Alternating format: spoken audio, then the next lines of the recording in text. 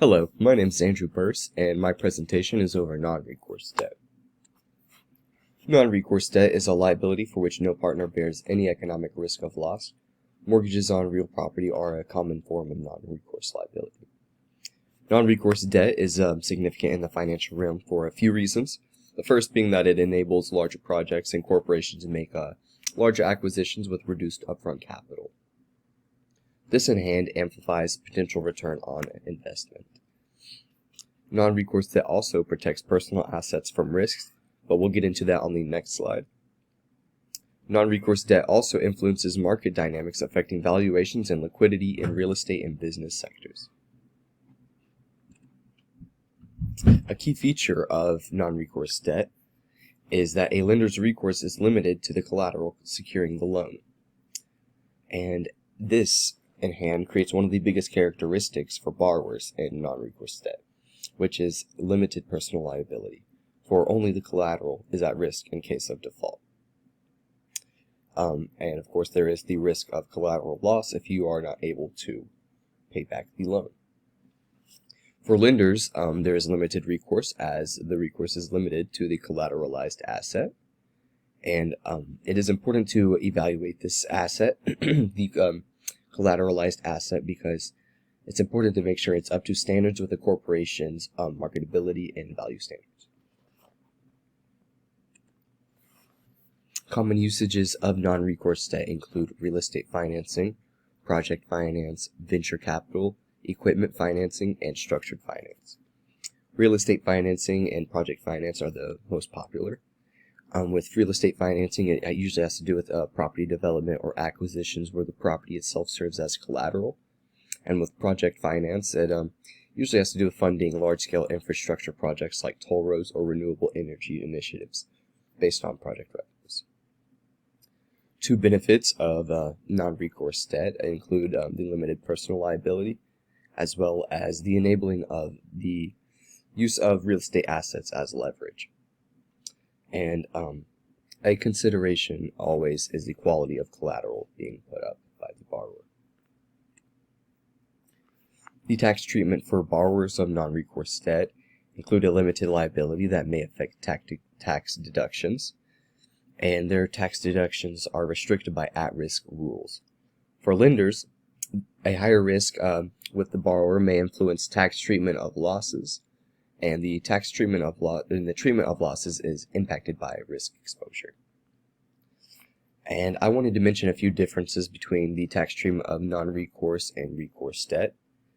And we already mentioned the tax treatment for borrowers of non-recourse debt, but I wanted to include that there is a potential of cancellation of debt income, but it is less likely as recourse is limited to the collateral. And for recourse debt, personal liability may enhance tax deductions. At-risk rules still apply, but personal guarantees may increase basis. And there is a higher risk of a cancellation of debt income if the debt is forgiven beyond the collateral value. And it's important to remember that tax implications are influenced by recourse nature and debt forgiveness provisions. So each situation may have its differences. And the risk management, there are a few strategies for managing risks associated with non-recourse debt. The major strategy is assessing the collateral quality for proper asset protections. Also, identifying potential risks through thorough risk assessment, and this can be checking the potential borrower's credit score and their financial history.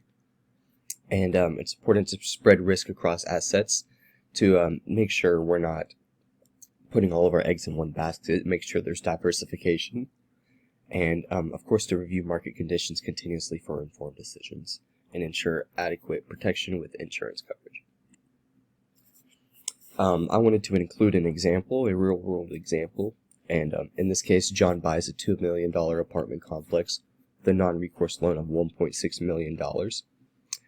This also includes an annual rent income of $200,000 and expenses of $80,000. John's net income before tax is $50,000 per year. His taxable rent income is negative due to deductions for mortgage insurance, $80,000 per year, and depreciation of $50,000 per year. This results in potential tax benefits. And I wanted to show through this example how it showcases how non-recourse debt can offer tax advantages in real estate investment by allowing deductions that reduce taxable income. And this is because non-recourse debt it's not recognized as income, for it is a liability. So the loan of $1.6 million is not recognized as taxable income. And the key points of this presentation were that non-recourse debt offers strategic advantages for larger projects, asset protection, and market influence. Borrowers benefit from the limited liabilities while lenders rely on only the collateral.